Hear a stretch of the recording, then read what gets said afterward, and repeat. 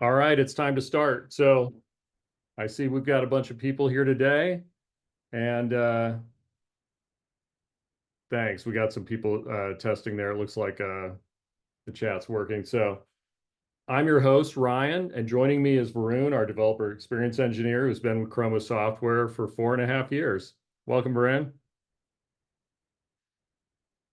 So Steven's in the Sorry. chat, and again, he's going to be posting information. But look, this conversation today is really to help address a lot of things that when we're sitting down talking to people at conferences or on chat or we get emails in, there are a lot of misconceptions or confusions sometimes around Storybook, Chromatic, what each does, and just in general, how their organization can gain the most value from it. So what we're going to do is go through some of the common questions that we field or misconceptions and see which of these myths we debunk and learn a little bit more in the process. So Varun's our expert today. Let's go ahead and get started and dive in. Sounds good. Excited for this, Ryan. So yeah, like Ryan said, I have like a few myths we'll talk about, but if you have other questions about Chromatic or Storybook, please feel free to use the Q&A feature. Drop their question in, and we'll answer it as we go along. Yep. So starting with Yeah, so this is one that we hear all the time. People come in and say, "Hey, we're looking for a visual testing tool," and there's maybe a misconception about that, and that's something I wanted to ask you about. So, look, is Chromatic just a visual testing tool, Varun? yeah, that's a very valid question. On the surface, it feels like that, but the answer is no. Chromatic works on top of Storybook. There's really nice integration there, and Storybook offers this mechanism for testing component logic called interaction tests. These are very similar to component tests that you'd write with Jest, retest, or testing library. In fact, they're actually exactly the same. The only difference is you use a Storybook instrumented version of those libraries. So the test is quite similar to what you might be used to. You simulate user behavior, clicking, typing, all that kind of stuff, and then asserting the DOM. The only difference is these tests actually run in the browser instead of JS DOM, so you get to see what the tests look like. So it makes for a really nice experience. So locally, Storybook will run those component tests for you, so you can verify the logic. And then for CI, Chromatic takes over and acts as the CI runner.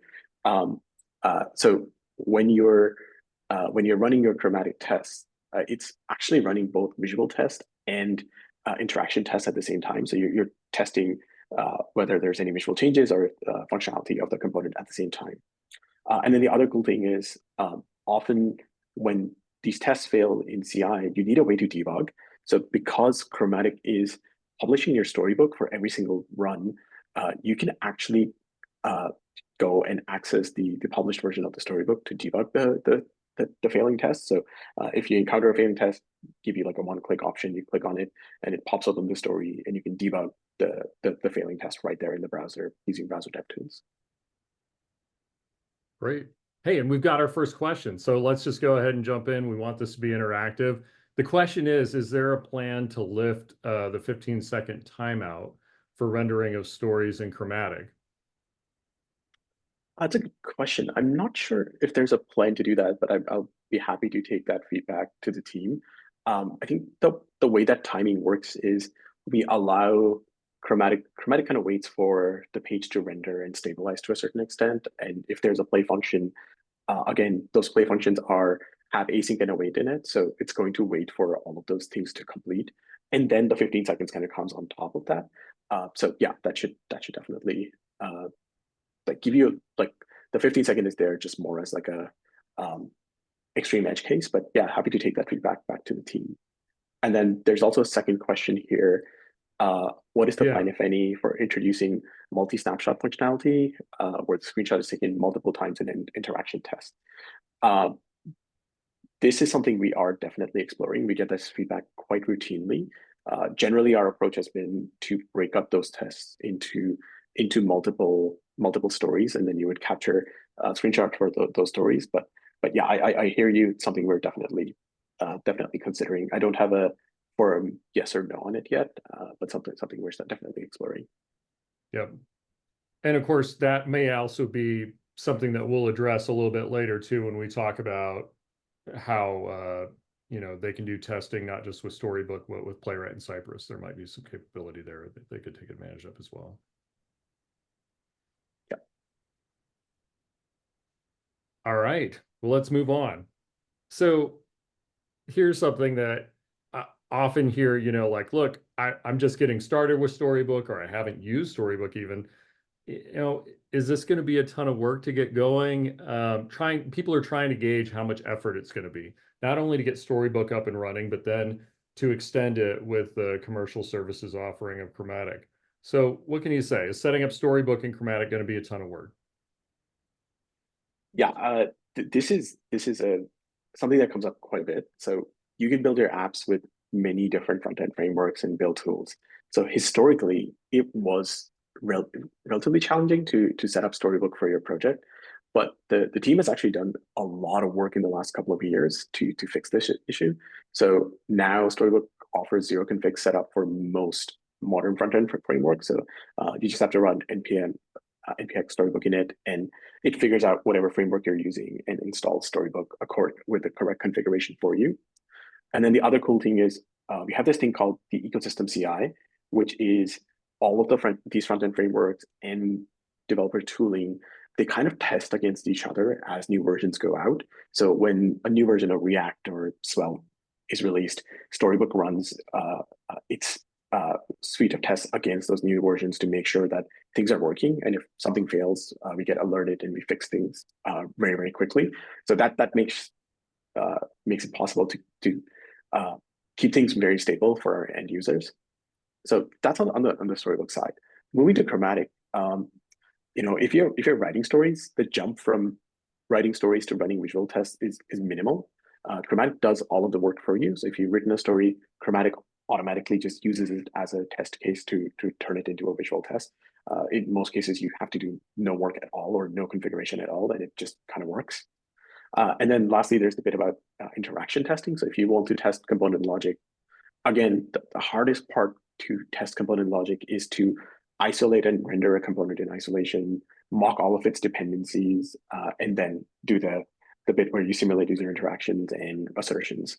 Now, when you write a story, you've done all of that hard work of isolating a component and mocking all of its dependencies. Yep. So the jump from that to running an interaction test is fairly low code. You just have to write the bit in play function where you're writing the interaction. So yeah, I think that we've done a lot of work to make that setup relatively straightforward and not requiring a lot of effort upfront.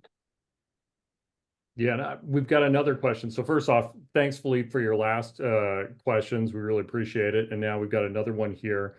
So the question is, it's effectively no additional code or config is necessary for Chromatic. Is there a great, or is there an easy way for people to get started evaluating Chromatic with their Storybook if they're not using it already? Yeah, totally. So we offer the visual testing add-on. You can install it in Storybook and start using it today. Or if you just want to go with the Chromatic CLI, again, relatively straightforward, one command to run Chromatic. And then also, yeah, we do offer a free tier for Chromatic. So you get 5,000 snapshots a month for free. So that's plenty to try out the service and see if it's something that works for you or not. Great. And they can sign up for that for free right at chromatic.com. Yeah, or from within the Storybook app, both kind of work. All right. Cool. So a third thing, this one it's not necessarily a myth, but it's just a common question. Like people are wondering usually, hey, I've got this up and running for my team or as an individual, but we're going to need to understand how this will scale, how all the teams can benefit and work together. And will this scale for the enterprise, not just for one or two users or a handful of users, right? Yeah, totally. I get this question all the time too. The sort of version I get is that we have a massive engineering team, 200-300 engineers. How do we put all of that UI into Storybook, and does Chromatic scale to test all of that stuff? The answer is yeah. Like a lot of big companies, including half of Fortune 50, use Storybook and Chromatic. And some of these folks have storybooks with 5, 10, 15,000 stories in there. And again, like, a lot of work has gone into improving storybook performance so it can keep up with that scale of stories inside the storybook. And then the other side of it is like, can Chromatic effectively manage like testing all of this stuff?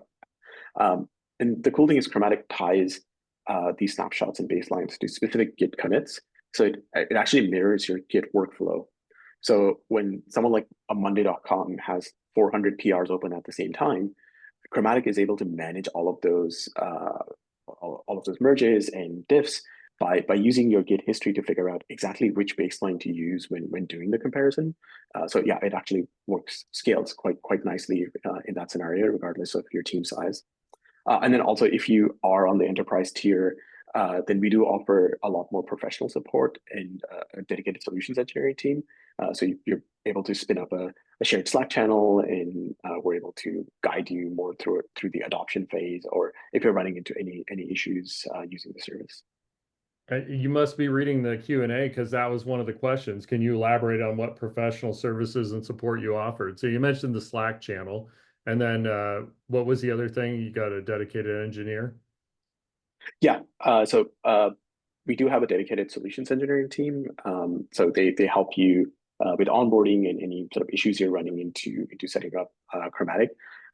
Also, if you have with enterprise level, you might have requirements like SSO or SOC 2 compliance, or Right. getting invoices instead of getting billed by the month. So you get all of that. And also, if you have multiple teams using Chromatic and you want to just get a breakdown of, how many snapshots am I using on different repositories and stuff, that is available to everyone. But generally, it's something that larger teams tend to be more upfront about, that they want to see like how snapshots are broken across different projects. So we're able to surface that through our users reports in the under the billing screen. Yeah, because another question we've got here is how secure is it for Chromatic, right? For the enterprise, and say they've got a private repo or something. So you mentioned SOC 2 compliance and SSO. Anything else you want to add to that? Yeah, I mean, the SOC 2 compliance is sort of the big one there. Uh, as far as like Chromatic doesn't access your code directly, it it uses Storybook to build, or actually, let's say the Storybook is built in your CI environment, and then it goes from there to Chromatic to run visual tests on it. So it's not working with your source code directly at any time. Yeah. So it works quite nicely if you have private repositories. Go through authentication to have that integration. Um, yeah, I think with the SOC 2 compliance and SSO, it's generally uh, uh, kind of works quite nicely with any kind of private Git setup that you might have. Yeah, and with Chromatic, you're going to have that, dedicated Slack or Teams channel, professional services, and support with an SLA. But what kind of challenges? This is another question here. What kind of challenges do teams typically face when they're scaling that we'd help them out with on that? Uh, the main challenge I would say is around figuring out how to integrate Chromatic into your Git workflow. So um, when if you're relying heavily on rebasing, or if you use stacked PRs, then we sort of help you understand how Chromatic's baseline works, so that it works with your workflow, and kind of that you don't have to change your workflow, and Chromatic can sort of fit into that as seamlessly as possible. Or if you are using Storybook and looking to upgrade Storybook and running into some challenges, again, our solutions engineering team help you with those upgrades to make sure that those go as smoothly as possible. All right, thanks. And we're at the halfway mark. So for those that just joined in the middle of the session, hey, this is interactive. Go ahead and post your questions in the Q&A section. We're going to keep moving right along, but I'm your host, Ryan, and I'm here with Varun, our developer experience engineer who's been with Chroma Software for 4.5 years. All right, let's keep going. What do we got next?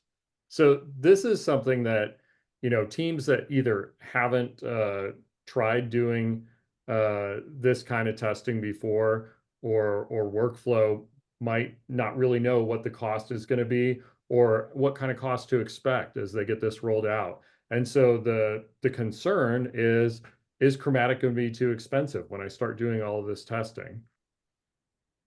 Yeah, totally. I get that all the time too. So if you're just comparing sort of pricing for Chromatic itself, generally Chromatic is like half or less compared to other testing services out there. But really, when people are saying Chromatic is too expensive, what they're getting at is that visual testing is too expensive. And for me, that's like a matter of perspective. You're probably spending money on it, just not in ways you expected. So um, there's a lot of research done on this, and generally, if you're fixing bugs in prod, that costs you 10 to 100 times more than fixing them during development or closer to development. So with Chromatic and writing visual tests, the idea is you're shifting left, which means you're catching bugs much earlier in the development process. So if you don't rely on visual testing, generally the alternative is you're not doing any kind of visual testing. So you're kind of shipping stuff and hoping to catch UI bugs in production. But by catching those bugs much earlier in the process, you're saving a lot of work that engineers are spending fixing bugs in production, and shifting that expense to running these visual tests. So it actually Mhm. kind of works out much better than it would. Um, and the other thing I would kind of mention is Chromatic does have this really cool feature called Turbo Snap, which optimizes test runs. So the way that works is it analyzes your Git history and your bundler's dependency graph to figure out which files actually changed, like was there a code change in a file, and which components or stories are actually depending on those files. So based on that, it figures out which stories have code associated with it that actually changed, and then only captures new snapshots for those. So this way, it kind of reduces the number of new snapshots you're capturing each test run. It actually sort of reduces the amount of resources and snapshot that you're using every test run. So it helps keep costs in check too. Yeah, and so, that's an important consideration for teams too, because, usually 90% or more of your snapshots, there's not going to be a difference detected usually, right? And so, in this case, Turbo Snap is going to effectively count those at a lower quantity, right? It'll reduce your cost by 80% by whatever amount. There's no difference detected, right? Yeah, yeah, totally. I see Philippe's got another question here, so let's dive in. So he's asking, are there plans for self-hosted Chromatic or at least an ability to select the hardware it runs on? And it sounds like the reason why is sometimes, there might be an issue where uh, there's a difference between what's detected in Chromatic versus what they see in CI. So what can you say about that? Yeah, we are exploring that. Like another reason for that is for folks who are using on-prem Git, so they want to sort of run Chromatic within their on-prem environment. So we are exploring that. But yeah, it's a really good point about choosing the hardware. That's not something that we enable at the moment, but something that we are doing consistently is Chromatic's Capture Cloud. It's versioned, and every few months we release new versions, and often we're constantly improving the performance of the Capture Cloud. So hopefully over time, if there's any differences between that you're seeing in CI or the Chromatic environment, those should disappear. But yeah, another great suggestion from Philippe about selecting hardware. So I'll pass that on to the team too. Yeah, and another question here is if somebody wants help constructing a business case or a return on investment ROI, for implementing Chromatic with Storybook, um, how we help them with that. And I can actually answer that question. We will help you construct that. So if you reach out to Stephen or, we'll follow up after this session with you, or you can just reach out on the chat at chromatic.com. We will get somebody to sit down with you and help you build the business case for this. If you're not doing that kind of testing today, or even if you are doing a price comparison and build a business case with you. So, Totally. all right. So this is one that, a lot of the folks that we engage with are developers, but often we'll get the question from a team, hey, we want to be able to collaborate more effectively with the product owners or the designers. And is this just for us, or is there a way that we can do that and shift the testing further left? Yeah, totally. So there are two major workflows in Chromatic. The one obvious one is testing. Chromatic primarily is a developer tool, so that's the one y'all might be most familiar with. But the other workflow that we offer is UI review. So with testing, you're safeguarding yourself against accidental changes to the UI. But sometimes you actually do want to change the UI and make sure that you're getting approval from designers, product managers, or any other stakeholders in your team, and get their feedback on it. So usually the way that happens is you have conversations in Slack or Jira or Linear or whatever tool that you might be using. And those conversations get split and it's hard to track sort of what did we agree on? Did I actually get approval on this or not? Or you're taking screen recordings and sharing and then the UI changes and you have to make a new recording. So that whole process is what UI review tries to simplify. When you open up a pull request, UI review spins up simultaneously, and it's a parallel process where you can assign designers and other folks on your team to go and review the UI changes. They can leave feedback on the stories. They can view the live implementation in the browser through the canvas mode. And then if there's any change requests, all of those change requests are tracked on that UI review. So as a developer, it makes my life really easy to go and figure out what needs to change and what am I working through that list and getting things done or not. And then the other thing is we do also offer Figma plugins. So you can embed stories in Figma, or vice versa. You can embed Figma designs in Storybook. So that keeps designers and developers sort of in the loop. And makes things a little bit easier too. And if they want to learn more about that Figma plugin, where's the best place for them to look that up? And Stephen, you can probably post some more information in the chat there, but do you have any comments on that? Yeah, there's a documentation page in the Chromatic docs that covers that, and we also have a guide for designers on how to use Chromatic. So under the guide section, you can find that. So that's also a really good resource. All right, great.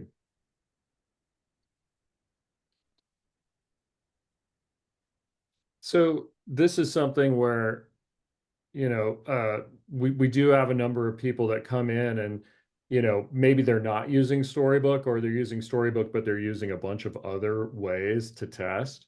And the question is, do you have to use Storybook in order to use Chromatic, or are there other ways to use Chromatic's capabilities? Yeah, totally. I mean, Chromatic is built by the folks who maintain Storybook, so yeah, that's offers the best sort of deepest integration. But if you take a different approach to testing and you rely on E2E tests more, so if you're using Playwright and Cypress, Chromatic now does integrate with that. The process is slightly different than working with Storybook. So you do have to make a slight change to your code. Looks something like this. You replace the testing utilities that you're using from Playwright or Cypress with, again, Chromatic instrumented versions of those utilities. And then the rest of your test looks pretty much the same. It's just that one line of code that you have to change.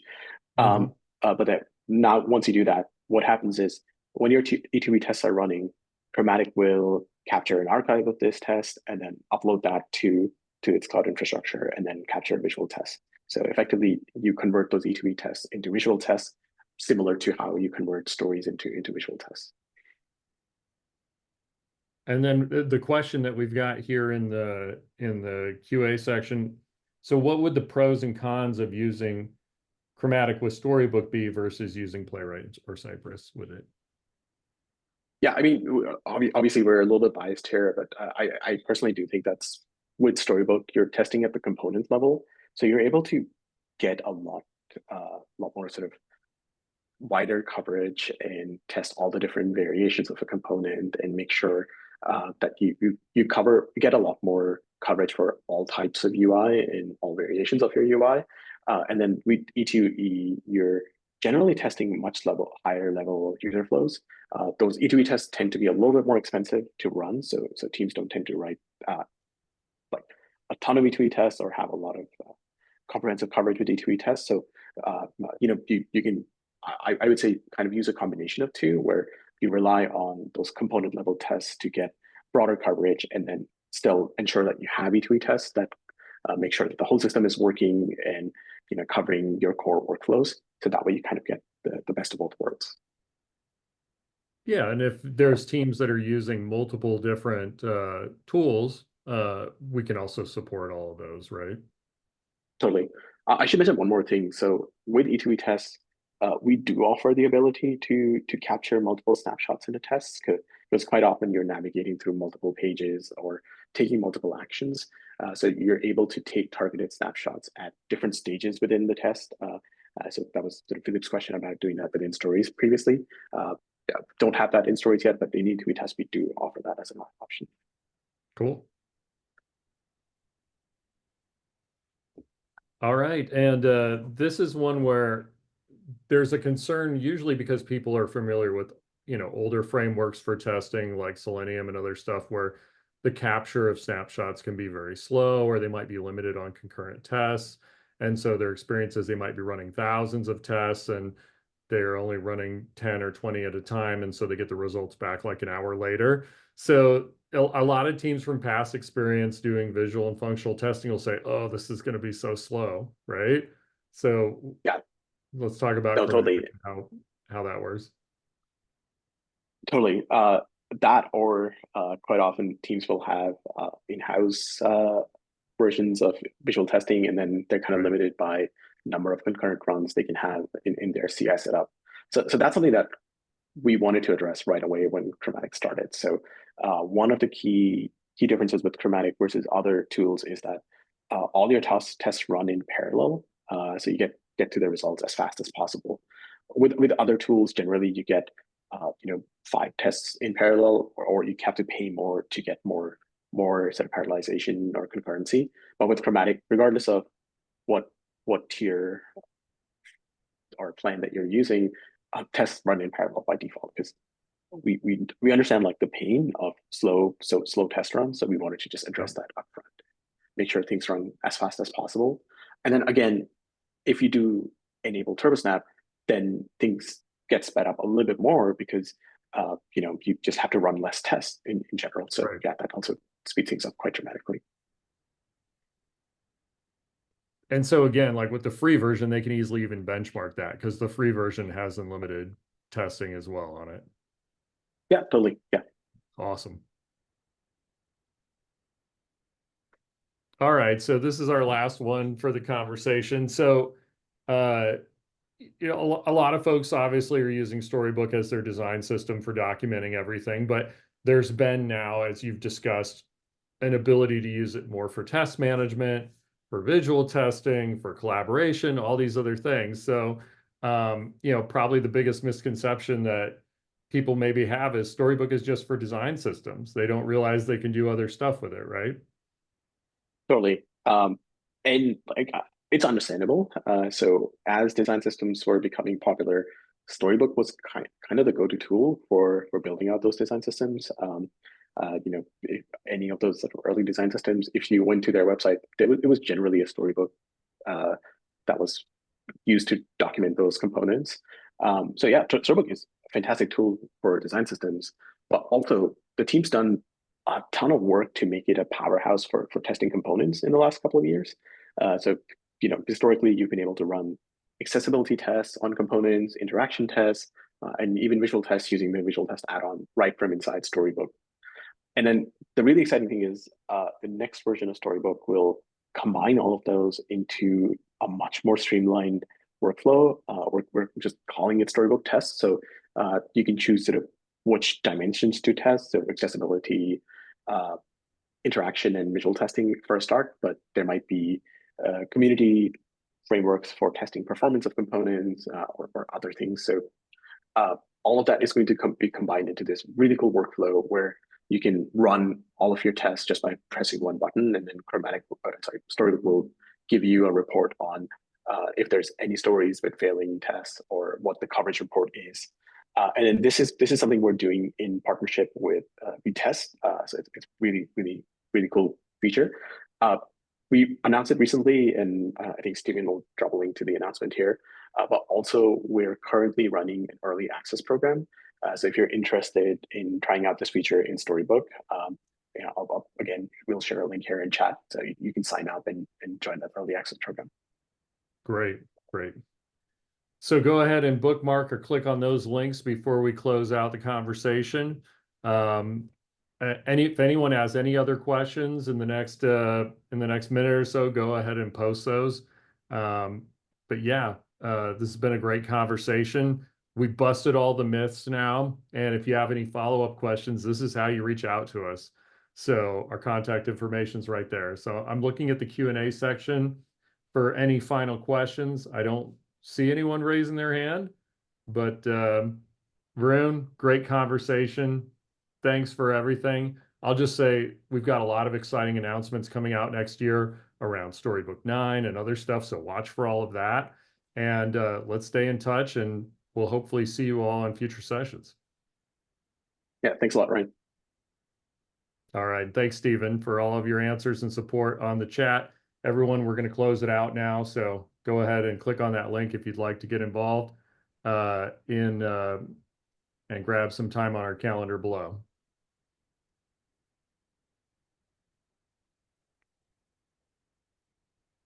Cool. Thanks a lot.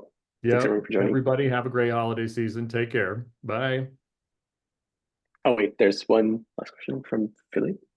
All right. What do we got? Yeah, actually, more of a comment. Yeah, great point, Philly. But another myth is that Storybook is just for component testing, but it's also a great tool for overall page testing. Absolutely. If you the mock service worker add-on is great for mocking API requests at the page level. So yeah, a lot of teams that use Storybook do put entire pages into Storybook itself. We do that at Chromatic, actually. A lot of our entire app pages are inside our Storybook, and we use that to test entire pages. Definitely. I would highly recommend doing that. There is, in fact, a page in Chromatic Docs that covers mocking modules and mocking API requests to be able to do that. And same thing on the Storybook website. There's documentation that covers that. So if you haven't checked it out, I would recommend doing that. Yeah, thank you for that. That's a great point. Cool. That's everything. Thank you all for joining, and we'll catch you at our next webinar. Yep.